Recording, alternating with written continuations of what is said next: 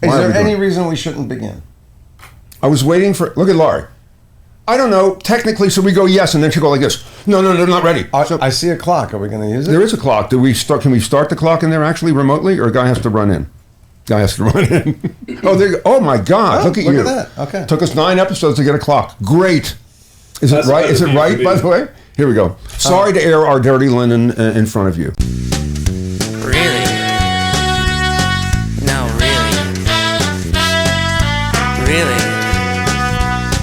No, really? Really? Hello, everybody. I am Jason Alexander here with my partner, Peter Tilden. And I always turn that over to you.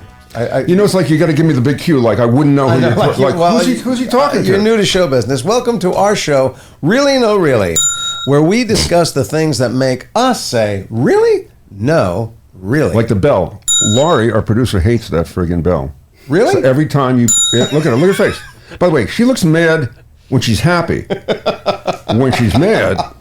So you deal. And if I ring it one more time, I'll be right on cue because today's show, and by the way, it doesn't matter where you're joining us from, if you're watching on YouTube or the iHeart podcast network or Apple. Very good. You did that effortlessly. That rolls right off my tongue. No matter where you're watching us from, I will tell you that I take a risk every time I ring that bell because our producer Laurie could run in here and wreak havoc. And today's theme happens to be risk, Peter. Risk. I know. I was doing the preparation. Oh, that's right. You were that guy. Yes. I feel like I took a little risk coming in here today. Seriously, and I mean this seriously. So it's raining out here in Los Angeles. I grew up on the East Coast. You grew up on the East Coast. Philadelphia. Yeah. What? Why can't people on this coast drive in rain?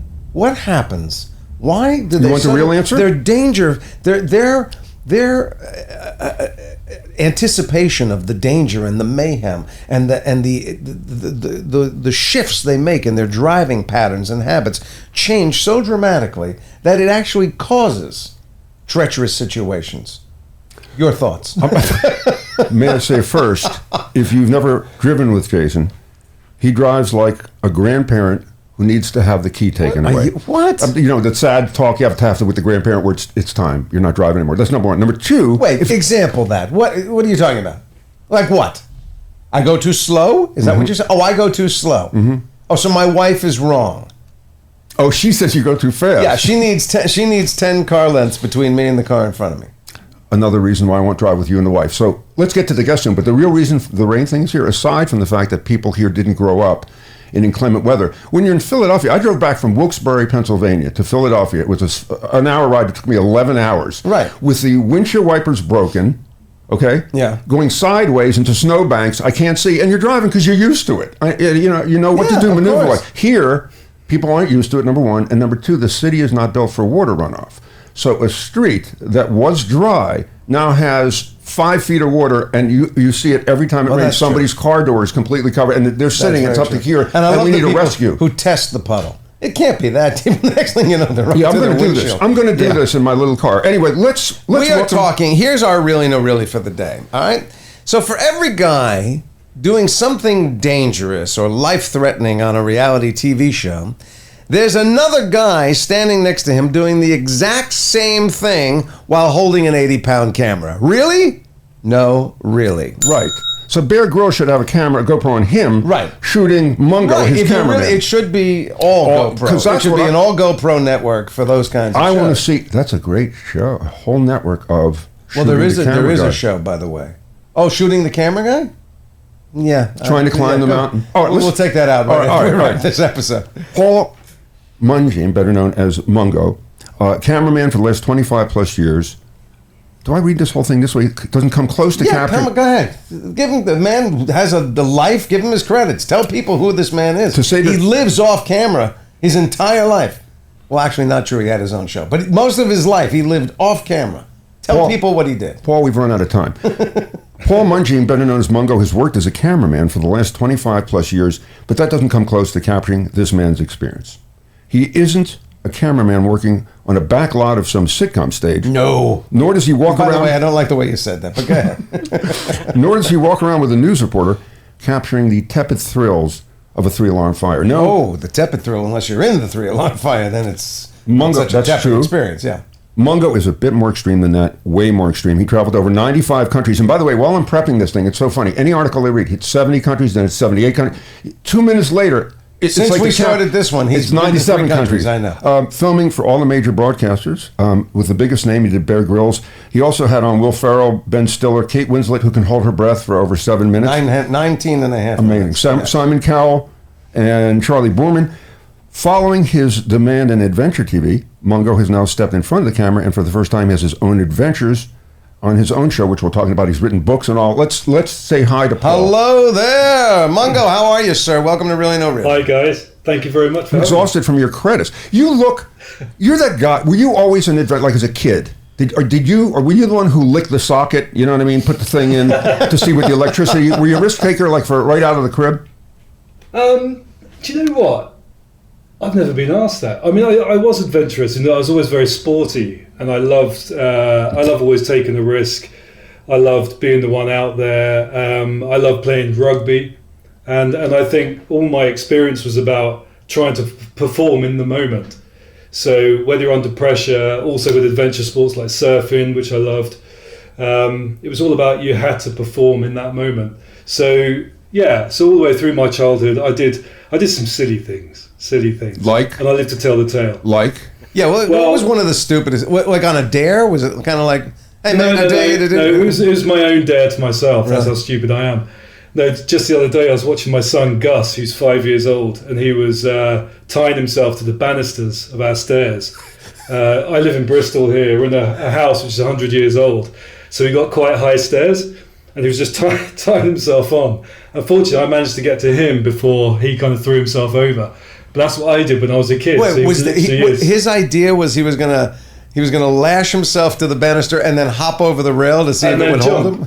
Yeah, because that's what he sees everybody Tom Cruise, doing. so Yeah, it's Tom Cruise. Got You have a lawsuit exactly. for Tom Cruise right now Wow. as we speak. And so Yeah, what do you, so- okay, not to break their spirit, because my parents, anytime they saw me do anything, cutting with a knife, they go, don't overheat. That was my don't overheat was the line. Okay, so no sports, no running, don't accelerate. So you, being Mr. Adventure Pants, how do you have the talk with a kid that doesn't break his spirit? I let him do it, but I let him do it safely. So for example, I made a conscious decision to teach Gus, who's just turned 5, how to light a fire. And so Excellent I've done parenting. that. Hey, Paul, Mungo, let me interrupt for 1 second. You might want to just do earmuffs for a second. Call the authorities. They're insurance, you know something, their insurance He taught also. a 5-year-old How to light a fire. how to light a fire Oh my in God. Bristol, England. Right. This is not So like there's a the good backwoods. chance- This is not like they're out camping. The kid's hanging from the banister and he goes, while you're up there, let me teach you how to light a fire. And by the way, it's good that you take a kid who's going to jump off a banister and is Right. predisposed to that to say, you know Yeah. what, flame, Yeah. flame next, and then knives, And by the shrapnel. way, yeah, of course. All right, and small Wow. explosives. We're Wow. back with Paul Mungo Mungeam. Yeah, I'm sorry, Paul. So you taught him to light a fire, yes. Excellent Yeah, it's fine. parenting. And then also things like using a knife, because I figured that Using if he's not throwing himself off something, if he's not trying to light a fire, Yeah. if he's not, if he finds a knife lying around, which kids do, they Yeah. find them, they can't see the drawer, they pick out a big knife. Sure. I figure that it's worth teaching him correctly of how to handle it, how to use it, and then kind of give him boundaries. And so far, so good. Yeah, unless he turns on you with the knife after you lay down the boundaries. You know, it's- when I That's a teach my discussion kids again in to- 6 months. when I teach my kid to use a knife is maybe when he turns 37. So, but you know, but that's interesting. You know, in reading about risk taking, the fascinating thing about it, I wonder if you experience this too. Without risk taking, when business and whatever, innovation doesn't usually happen. Of So, course. so it's fascinating that guys who are not risk takers are not necessarily innovators. And does that resonate with you? Yeah, absolutely. I think, if you sit on your hands, if you don't put yourself out there and have different experiences, you don't grow in character. I think the attitude of all the team that I work with has got to be a kind of gung-ho, but safely gung-ho within perimeters, like Yeah. I teach Gus. And it's all about just having that can-do attitude. And one of the reasons why I love working with Americans in America is that it's your natural kind of can-do attitude. My dad used to work in America a lot as a publisher, and he used to say what he loved was that, the Americans always have a glass half full attitude, whereas the Brits or the Europeans will often have a glass half empty attitude. And I love that. And I love to be surrounded by people who kind of go, well, why can't we do that? What's stopping us? Let's give it a go. It may have been a while since you last visited the United States, but thank you for that assessment. You're talking to two people whose parents said there is no glass. Yeah. And don't break the glass. Yeah, don't run. Please. You're going to break the glass, which is why I'm not a risk taker. So I understand that you're born with this sort of curiosity to push yourself. But But you made your living essentially with a camera. So how did the connection between, I like doing this stuff, now let me do it with a camera, how did that come to be? Interesting one, actually. I mean, at school, I was definitely known for my brawn rather than my brain. And so I knew how to play to my strengths. I was good at sport. I excelled at sport. But the other thing I could do was art. So ideally, I kind of needed to find something. It wasn't a case of wanted to find it. I kind of needed to find something which was creative, but also physical. I had a few options to me of army or whatever. I never did the military formally, although I ended up working with a lot of military over the years. But I kind of studied art. I got my qualifications, went to art school, and then thought, what do I do? And then one day I met through a friend another guy called Simon Niblett, who's a well-renowned documentary cameraman over here. And I met this guy, and I just thought, he had Land Rovers, he had motorbikes, he was leaving to go to Africa to work with David Attenborough, doing wildlife, living with wild jungles. And I just thought, this guy's living my dream. With wild, I just thought, because this guy's living my dream, literally. Creative job because kind of he's doing a creative job with his camera. He's got that physicality of having to survive in these environments while working. And I just thought, I want some of that. So really, I was very fortunate because I did find that job that I suited it, and it suited me. So let's get to some of the risk taking. I know you talked about, I think I read that you said one of the worst places is jungle because there's so much stuff that can kill you.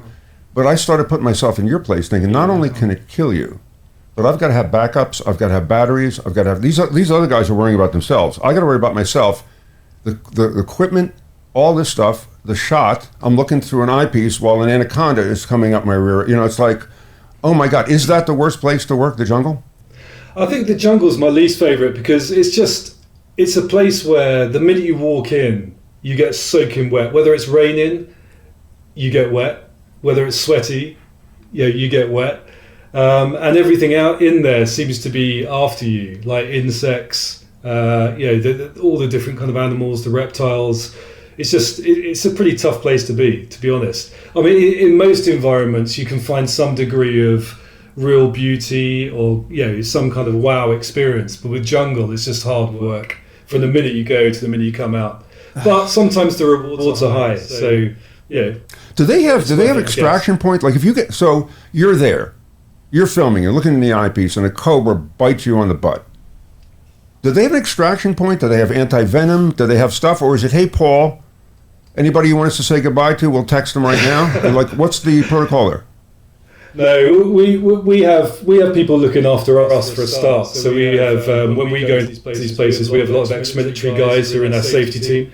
And they have protocols that if something does happen, we have good comms with each other through walkie-talkies, but also we have satellite phones where we can, our safety team would have already been in touch with the nearest hospital to work out what the emergency plan is. Yeah, but the nearest hospital is Nairobi. Yeah, I have to say, I flag on the play because that seems like cheating. I'm going to go specifically to your work with Bear Grylls. Now, it seems to me that the premise of the Bear Grylls show is how would you survive in these extreme places? How do you handle these things?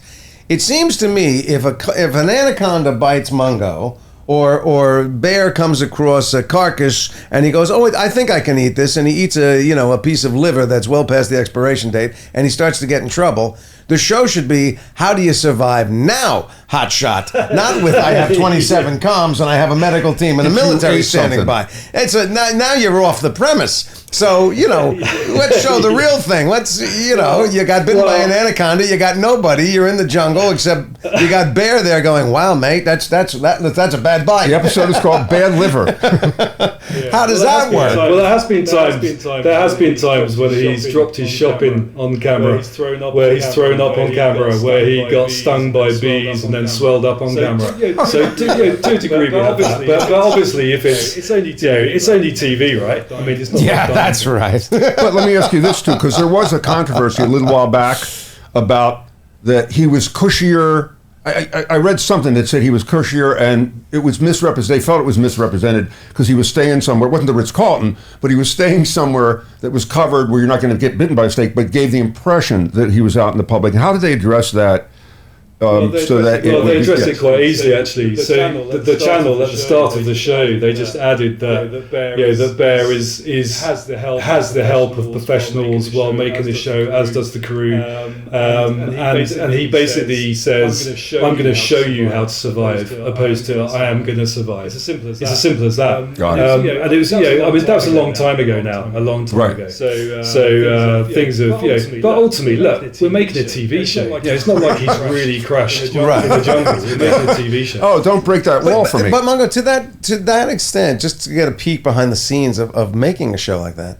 So, like when he finds he's like, "Oh my God, I found a hunk of rope. That's going to come in handy." And then, sure enough, it sure does. Is that all pre-planned? Is the rope planted there, or is he actually making discoveries and using things ad lib as he goes? A bit of both, to be honest. Again, we're making TV, and we've got limited time in that location. We've got to make things work, and obviously we've got safety to think of with the crew. So it's about we've got a journey in mind. Now working with Bear for 17 years now, I know that he will stick to the plan to a certain degree, but then he'll just go off because that's the way he is, and we just have to go with it. And obviously that's obviously a lot where the magic happens. There's we're going along. We've thought about what the plan is with Bear, and we kind of make it all up as we go along. And then obviously things like Running Wild. Then we bring a celebrity with us who then goes on a journey and experiences what we experience. And their reactions are real, right? They don't know what's coming. Absolutely real. I mean, Running Wild is an extraordinary series. I've done 8 seasons of it now, and it never ceases to amaze me that these guys who are used to having an entourage with them, or at least their agent or their best friend, they literally get left. They have to come by themselves, because a lot of what we do is close quarters in helicopters or going down slot canyons where you just can't have 100 people, and we've got very few people on the ground as well. So we can't look after more people, basically. So we take these people literally out of their comfort zone. They've never done anything like it before. And their reactions are extraordinary. I mean, absolute euphoria most of the time, as well as, tangible terror. Can you imagine the ratings if the headline was, "We killed Will Ferrell"?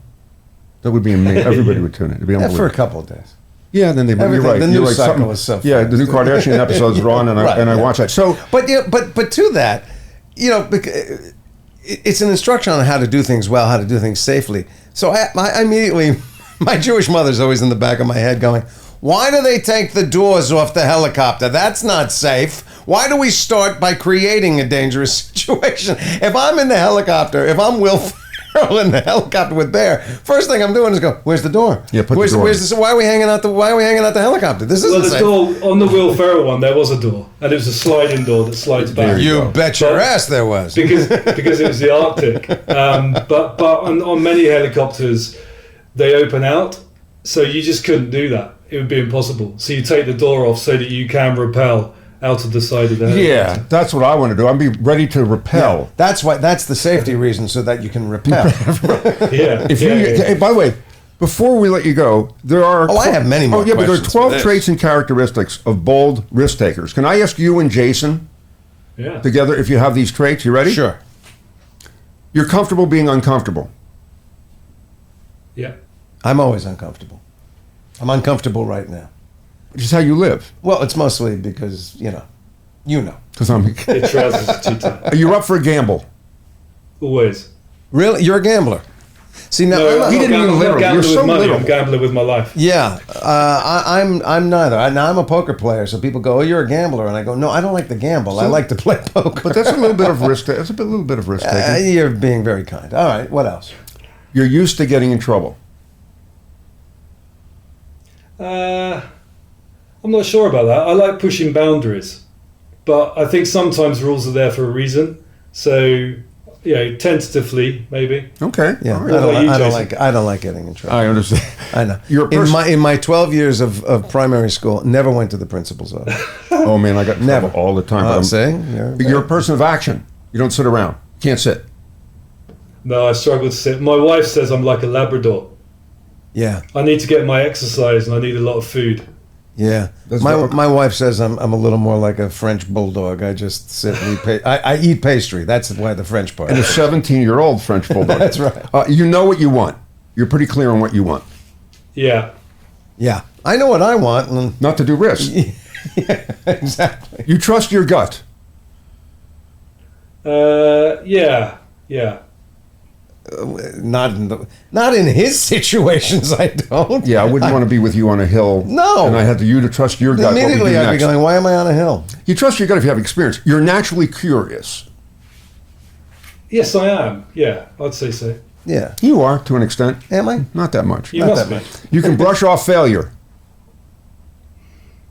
I've got better at it over the years. I used to have very high standards, but then when you do fail, you pick yourself up and, when I worked with the guy who taught me camera work, I remember I made some terrible mistakes while prepping kit.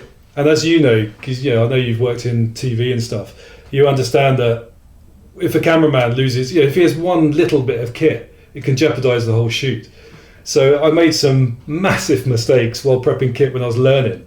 But he said to me, Simon said to me, I don't mind you making mistakes, but never make that same mistake twice. Or I will now. Well, to that extent, So I let, learned. let me ask you this. I mean, because when you are filming out in the wild and things are happening, but you're also, as you say, an artist, and you want it to look right and you want it to look good. Is there ever a situation where essentially you have to turn to somebody like Bear and go, "Oh, sorry, mate, I missed the shot. Can you drink your own urine one more time? I missed it."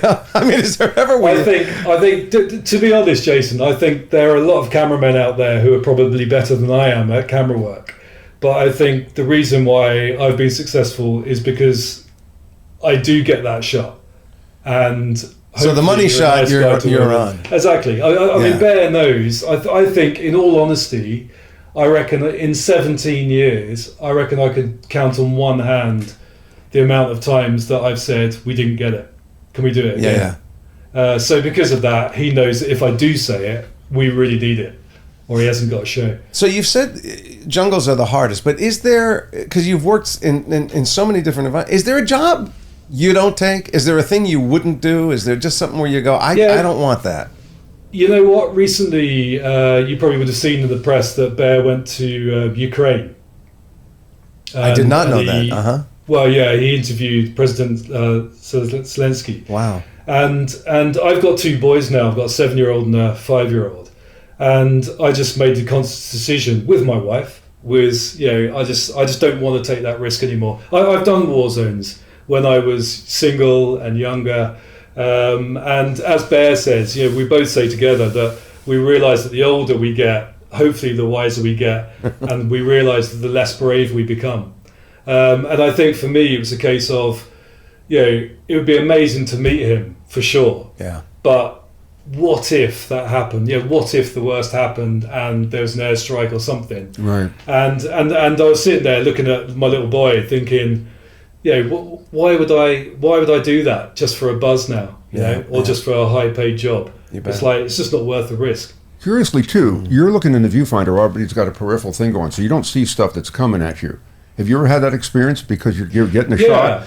You missed your step. I know that I don't know if it was you, but I know there's a story that Bear almost broke his head open when he fell, and then the camera guy fell. And I don't know if that was No, that was Simon Ray, another guy. Yeah, but he actually broke his leg as well doing that.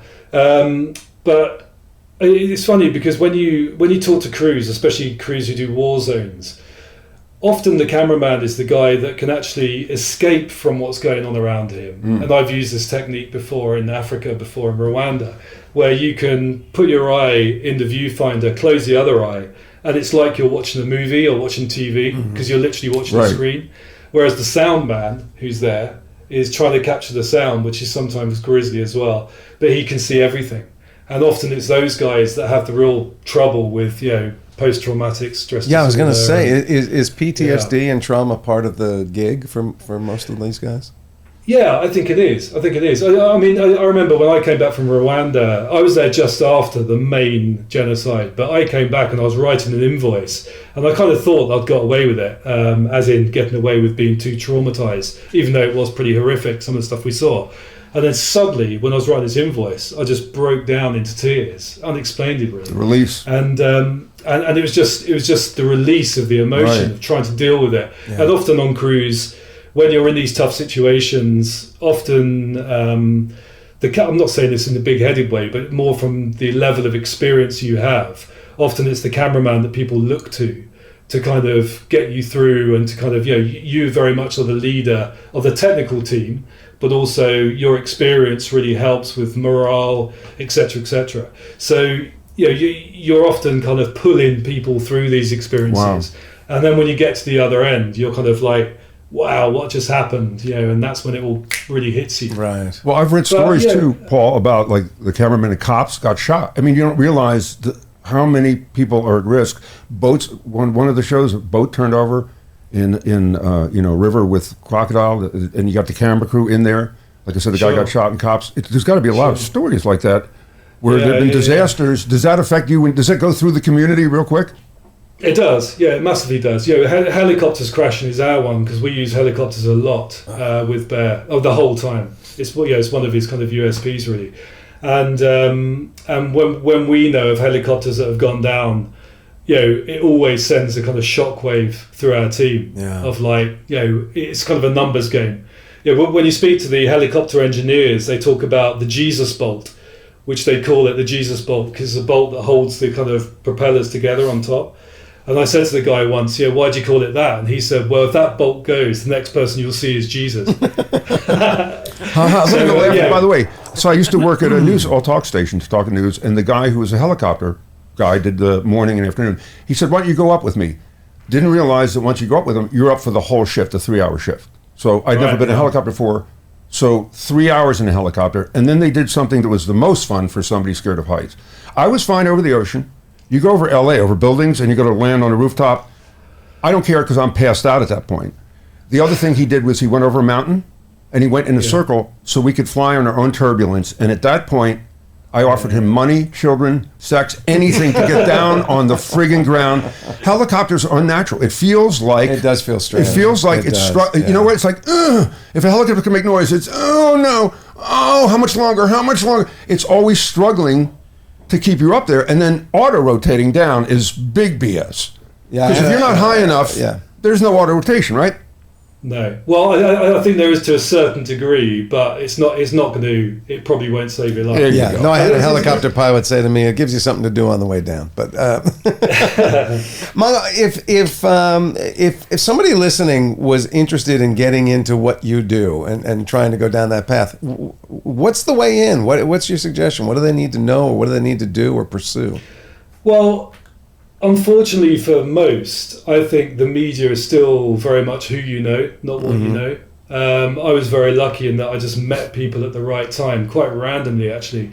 But that's when I think, coming back to risk and the adventurous spirit, I think when doors open up, it's up to that person to push the door and really go for it and see, explore what opportunities are there.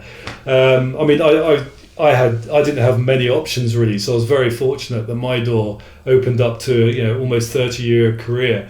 But I would say start at the basics. If you want to be in TV, if you love cameras, get to know the kit first. So you could, I always suggest to people that watch the shows that you love to watch, and then watch the credits, see who make those shows, and then contact the companies and just say, look, I'm here, I've got a massive desire for it, this is maybe what I've done, I've got a little bit of experience, or I'm trying to get experience. Sometimes I'll give my time for nothing for a few weeks so that I can come and meet you. And also, I think the biggest tip that I always say is don't just send a CV, don't just send an email or a letter, but try and get face-to-face meetings with people. Right. The reason being is very much, as you can imagine in our world, often when I meet people, I literally turn up at the airport and I meet the team for the first time. And then I'm living in a 2-man, 3-man tent, 15,000 feet up a mountain for like 3 or 4 weeks. Right. So it's less about, it's nothing to do with the grades you got. It's all about who you are as a character. When the going gets tough, are you going to bail and be a nightmare and cry for home, or are you going to just kind of muscle through it and be a team player? Are you going to be humble? Go and make the teas, the coffees, or whatever, or go and prep camp, put the tent up, start the fire. Who's first up in the morning making the coffee? That's always a big one for us when we're camping. Right. And then you can tell a lot about people's character when you get them in those kind of situations. Yeah, I'll make the coffee guy. You make the coffee, and I go, we were out of water. What did you make the coffee with? Would you suggest? I have one more question, and then I'm going to turn it over to you, because I heard a tidbit. Oh, you're handy. Oh, go ahead. I heard a tidbit. And this to me is a really no really. Somewhere in your background, I understood, with all the crazy things you've done, that somewhere when you were in Laos, you found occasion to eat a dog's penis. True or not true? Really? No, really. Because, by the way, for me and Jason, we're out at that. I'm becoming an accountant. I'm becoming a dentist at that point. I'm rethinking my career. Yeah. This was at a tribe offered it to you, right? Yeah, it was a tribe that we were filming up in the mountainous area of Vietnam, or Laos was it? Yeah, Laos, and part of the elder men, it was their tradition to give the young the groom. Oh, this was a wedding ceremony. Oh, it's a wedding. Oh, you don't just. This was a special occasion. This was a big deal. Okay. Oh, yes. All right. Okay. Yeah, but I hasten to add that it didn't taste like chicken. It wasn't still attached to the dog. Oh, that's good. Any garni that they do with it, like a wine that goes well with a dog? A Riesling, a nice Riesling? No, nothing. And unfortunately, it wasn't a Great Dane. It was just a little dog. Why do you mean unfortunately? Oh, you mean fortunately it was? So it was a nugget. Unfortunately, it I was was going to say. a dog nugget. Yeah. So do you have? If you didn't eat it, would it evict you from the tribe? No. But I mean, sometimes on these things, you got to judge, when it's right to kind of play along and when it's not. I mean, sometimes, to be honest, I've kind of done stuff and thrown it over my shoulder when they're not looking. But you didn't do it with this. But because I can't afford to get sick. When I'm on a shoot, if I go down, if the presenter gets sick, you can still. When I did my show, Expedition Mungo, I got really ill in Liberia, really ill. But I was still able to do pieces to camera. I was throwing up in between and then dashing off to clear out the other. It sounds like a Seinfeld episode to me. By the way, did you ask the elder, of all the foods you could have picked for the tribal ceremony thing, who and what year did they say, this is going to blow everybody's mind? Right. You could do elk. You could do, wait till you taste this. Yeah. Well, maybe they tried the elk and that was too much for the mouthful, and they scaled it back a bit. Got it. In closing, I got to ask you this: what your take is on, if you look at the science of risk taking, it's interesting, because there are theories. It's about bored people who have endorphin rushes, and that's the sports junkies, the jackass guys. There's an adrenaline rush that comes with it, and you can't get enough of that, and your downtime. So it's worth it to take a risk. That's one theory. Another theory is that genetics play some part into it. Another theory is it's people who, believe it or not, want to be in control. And that gives you a degree of control. And there's another theory that says it's mental illness, and extreme people should be checked because there may be a degree of mental illness going on there. And I'm not saying it's a joke. It's why would you take a risk, especially if the benefit versus loss. I get benefit in your case. Yeah, you take the risk. You got a TV show. Evil Knievel, the risk is he's going to get paid $6 million and jump the canyon. the guys jumping off their roofs in a cape are not, it's just stupid. The risk is downside. Does any of that resonate with you, or multiple? Yeah, I think all of them do, to be honest, to a degree. I think genetically, my grandfather was a Spitfire pilot in the Second World War. Whoa. So he was bang up for a bit of, he was 19 years old and flying over France. So I've definitely got that in my DNA. My great-grandfather was a missionary in China at the turn of the century. And in those days, it wasn't just pith helmet. It was like really, I think they ran for their life 3 times from the Boxer Rebellion. So I think DNA does. I think what are the other ones about the being in control? Yeah, I heard mental health issues. That's what I heard. I'm coming to that. Oh, okay. I'm coming to that. I think the being in control thing is that I like to problem solve, and I like the fact that there's a challenge. So we want to go here. We want to do this massive stunt. Can we make it work? I love being in the leadership part of a team to work that out. And it's not. I think it's just that's through age, isn't it? And just of experience of thinking. There have been too many times where I sit there when I was younger and just thought this could be so much better if we did it this way. That's very cool. Not in a cocky way, but just Yeah. So I think leading in that sense of control would be, and I totally get the mental health thing, as in weighing up the balance of risk, and that's why I say that Bear and I both say these days that the older you get, the less brave you are. And I think I look at my son and I think, why would I go there just to get this kind of sexy more credit? to lose? Yeah. By the way, I don't course. know what kind of insurance you have, but we just got a note from producer Laura that after you revealed that you taught your 5-year-old how to do fire, your insurance rate doubled. It went up. So you want to call your carrier. By the way, can you get insurance? They say, have you done anything risk taking? Do you smoke? Do you do this? Smoke. I know. I struggled for years actually to get life insurance because I just ticked every box because I had to. You know what insurance companies like. If you spend the truth a bit, it'll be in the small print. Right. So I was there and I had to be totally honest. Will you ever go to a war zone? Will you ever fly in helicopters? Will you ever be mountaineering or climbing? It's like the answer is yes. Yeah. Irv from State Farm's calling. Yeah. Paul, let me say, it has been a joy to spend time with you. I hope I am never engaged with you professionally because it means I am doing something really wrong. And frankly, given your dinner proclivities and what you will allow, I'm not sure I even want to share a meal with you. But other than that, I have had a fabulous time. Always welcome. You're fascinating, Paul. If you look at, he's got a couple of books out. You check out his books. And hopefully, are you working on a new show, a new risk-taking show? No, not at the moment. Not at the moment. I'm just a jobbing cameraman at the moment. So you went from Mungo. We got Mungo on the downside. That's right. We got the sloth Mungo. If you're planning on jumping off a staircase, or if you're want to impale yourself on spikes and you need a visual record, Paul Mungo Mungeam is your man. And I'm sensing there's an opening in the business now because Paul's now doing like England's Got Marginal Talent. That's right. That kind of stuff. Exactly so right. Congratulations. And by the way, you're going to need good luck with the 5-year-old. So we should do an episode, Laurie. If this goes years right down, 5, 6, 7, 8, like 3-4 years from now, let's check in with Mungo. And the episode is called "Teaching Your Kid Fire." see how that went. Yeah. Well, we used to live in Bristol. Yeah, exactly. We used to live in the house.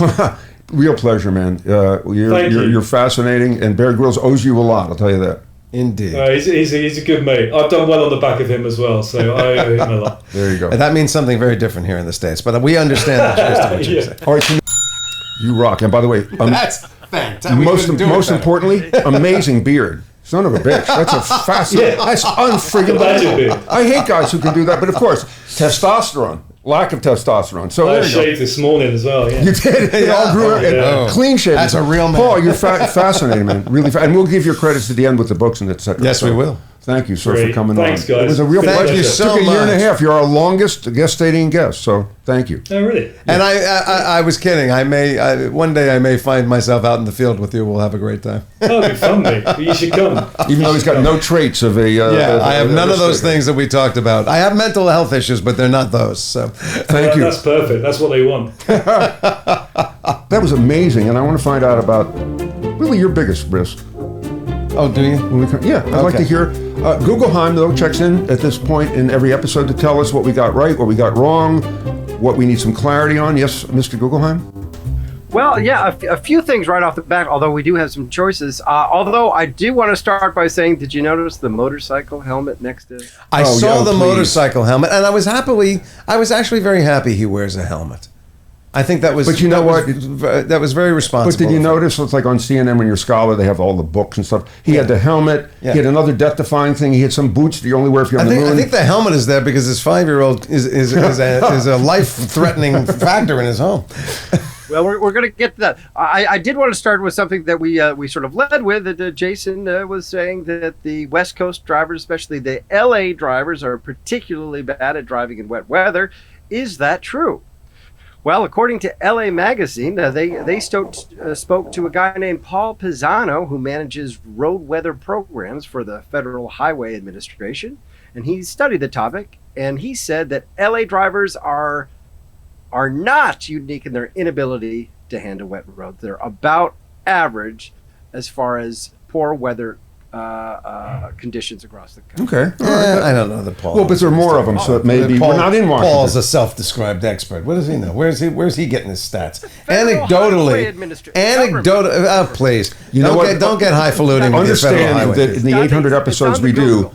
what 800 episodes we do, Guggenheim, any expert that you quote that disagrees with Jason, even if they're already. the most amazing expert with experience, they're no good. I don't They're no need good. an expert. That's what I don't need a federal program. Get in the car with me when it's raining. I will show you. Don't get into he crawls. This is what I live Please. with. This is what the First expert of all, says. Who's your that is- expert? you are doing that for comedy purposes. I am an excellent driver, to quote Dustin Hoffman in Rain Man. I am an excellent driver, for God's sake. If you need to be there fast, Oh, Federal please. Express would be, if it has to be there next morning or noon or maybe dinner time, we guarantee Sure. it. Okay, very good. You happy now? You made your little I'm never comedy? happy. You made your little I'm never comedy? happy. You threw me under the bus? Apparently the slow-moving bus. Is that, you happy? All right, what else, Mr. Guggenheim? Well, hopefully Mungo watches this episode when it comes out, because children playing with fire set more than 20,000 fires every year in the United States. That's an average of almost 400 fires each week. And by the way, did you notice? You noticed something that I did. I didn't want to. I wanted to move on. This show could go 7 hours because Jason and my you God. kind of listen and you don't miss a trick. Yeah. He taught the 5-year-old matches. Yeah. Not the 7. Yeah, right. Yeah. Right. The show almost veered into a parenting episode. Yeah. Right off the start. But if he didn't teach the 7-year-old because he thought he couldn't handle it, I'm sure the 5-year-old's never going to show the 7-year-old. Hey, different children have different talents. It's a different thing. I love the kid was going to throw himself off the banister, and I've never been and prouder. tethered himself to the banister. I wanted to say by the belt, by the neck. What did he? But different than you and me. Who's teaching him knots? You and That's, Dana, you'd be screaming at your kid. He's going, you shouldn't do it, but good not. Yeah, right. Exactly. Anything else, Mr. Guggenheim?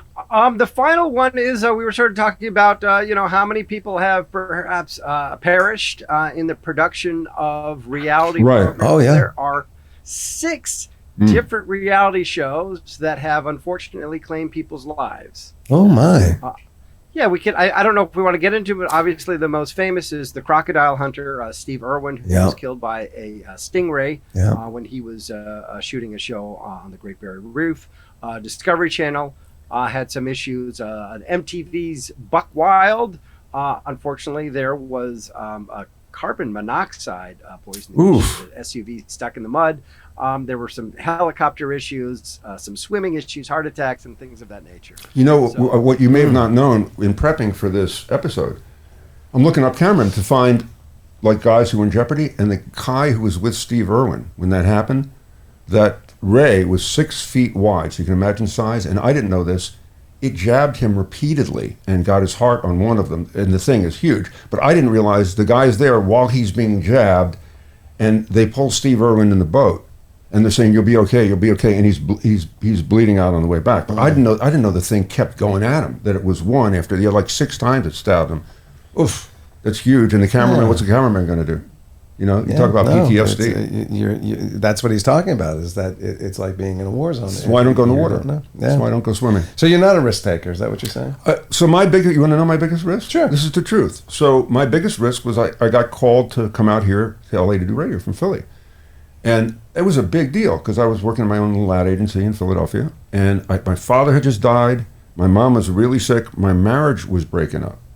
So I had a lot of stuff going on. I moved out here and I did okay.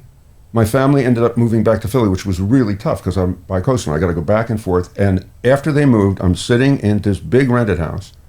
Everything's gone because I gave everything to the family. And I'm sitting on a mattress with a TV with an antenna in it made out of a hanger. And I ordered dinner, chicken parmesan. And it comes and there's no silverware. So I'm sitting on a mattress, divorced with my dead dad in a new world. I don't know anybody out here, eating chicken parmesan with scissors.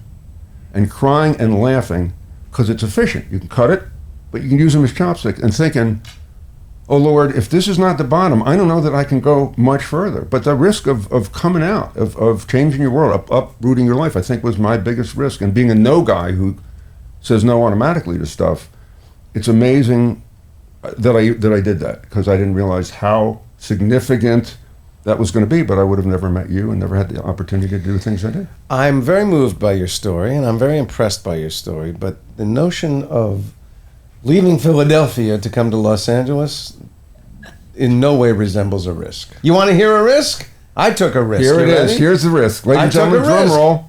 Boom. Now, first of all, you know that I have a terrible fear of heights, and I really am risk averse. But I've done hang gliding, I've done parasailing, I've done helicoptering, I've done all that kind of stuff. But here's the biggest risk I ever took, seriously, and I'm very serious about this. I was working for an organization in the Middle East that was trying to work on a peace initiative between Israelis and Palestinians. It had a Palestinian board, it had an Israeli board. I had gone several times.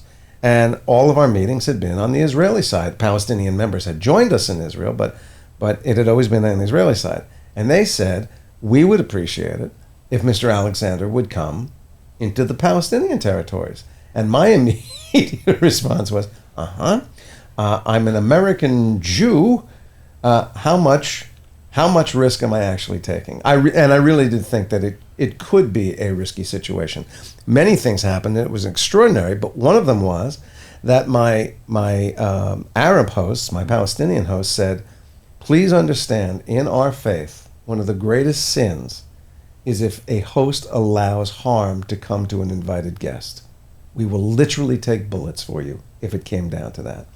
And I went into several Palestinian cities, including Ramallah and Kilkaya, I believe it's called. In Ramallah, I was having lunch with a bunch of Palestinian artists, actors and artists, and there was a raid going on 3 blocks away, and we could hear gunshots. And the minute those gunshots happened, those gentlemen surrounded me. They were not kidding. They would take a bullet to make sure that I was protected. But there was a moment where 2 gentlemen were talking about a youth center that they had built, and they were very excited about it. And they said, would you like to see it? I said, I would. And they said, oh, it's outside the door. Would you come? And I go, I don't tell anybody. I don't tell my handlers. I get up with these 2 gentlemen I've been having a lovely lunch with, and I go out the door and down an alley and down a flight of stairs and half a block, and I'm thinking, I'm dead. An idiot. Yeah. I'm a dead Never man. see me again. That's it. Goodbye. I'm a news story right now. And what happened?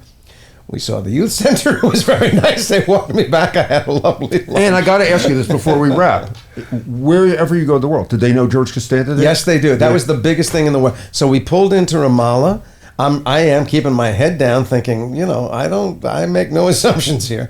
And I got out, and there were street vendors. And some street vendor, on the street goes, George, Costanza! And people come running over, and they wanted photos, and just like anyone. And my assumption was, that they wouldn't get the program there, literally not get it, but also not understand. You know what's amazing? And they would just, and they you're loved thinking the in the show. Middle East, anywhere they're going. Oh, here's Kramer's entrance. And by the way, have you ever watched? Again, these things will go years, but I always wonder. Seinfeld is such a nuanced thing. Yeah, right. When they have a voice actor in another country, have you ever seen? Do they get the Georges right? Do they do it right? I've seen myself done by a Japanese actor. And does it sound, even though you don't know the language? Well, there's a lot of Japanese. I assume, I don't speak any Japanese. It seems like there's a lot more syllables in any given word. So that guy's got to go fast. I'm going, serenity now, and he's going, he's got to get a lot into my 2 little lip flaps. Wow. So it is, by its very nature, much more aggressive. What a bizarre. I just wonder if it translates, because it's so hard to do comedy and nuance. Yeah, sure. I can't tell if he's funny. I can only tell you I want to see the hard. sign where you had sex with the maid. Yeah. The cleaning lady, and you're sitting across from the guy. That scene I want to see played out in a Yeah. foreign country Right. with a long pause, and you go, your line was? Was that wrong? Was that yeah, wrong? Right, And exactly. you had to wait for it. Yeah. Well, there you go. That's our risk. That's our show. What do you think? Are you inclined to take more of a risk now that you met Mungo? Like he said, as you get older, Yeah. a lunch choice is a risk. Yeah, right. You know what I mean? Could be a bad claim. Yeah, lying Right. down, sitting down fast Right. is a risk. Getting up. Opening a car door and looking around is a risk. You betcha. You know what I mean? Trying a different hairstyle, trying something different with the hair. That's a risk. There's a lot of different risks. And you know what? He's that weren't out risks of before. work. I'm going to actually have him come and film you doing exactly those things. We'll make a very exciting show. We want to thank Mungo Paul Mungeam for being with us today. Fascinating life. He's written a bunch of books: Mungo the Cameraman, Adventure, Celebrity, and Extreme Travel as Seen from Behind the Lens, and also Mungo Living the Dream, More Extreme Adventures of a TV Cameraman. And you can find out more about him and see some of his amazing work in front of the camera at mungotv.com. You can follow him on Instagram at Mungo the Cameraman, on Twitter at Mungo Mungeam. You can find us online at reallynoreally.com or on Instagram and TikTok at Really No Really Podcast. For questions and suggestions, you can message us on Instagram. If you send us one of your Really No Reallys, we may just do it on the show. Most of all, thank you. And thank you for listening and subscribing and sharing our show. We're also on YouTube. Please subscribe and rate us there. We release new episodes of Really No Really every Tuesday, so follow us on the iHeartRadio app, Apple Podcasts, or wherever you get your podcasts. This is a production of iHeartRadio and Blase Entertainment. Yes, it is. Peter, Be safe. God bless.